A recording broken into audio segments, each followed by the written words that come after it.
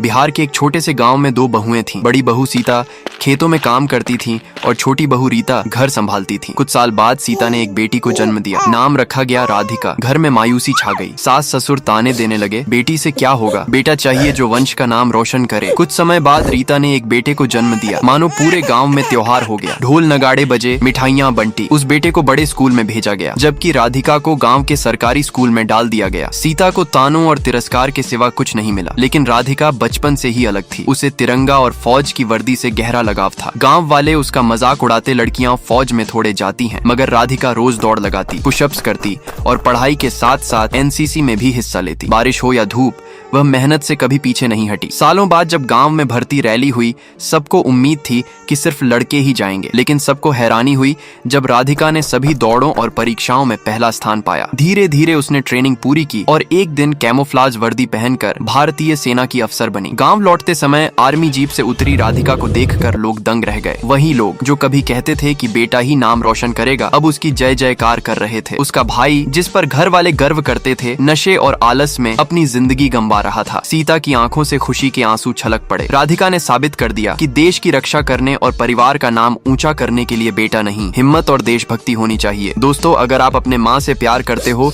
तो like subscribe जरूर करना।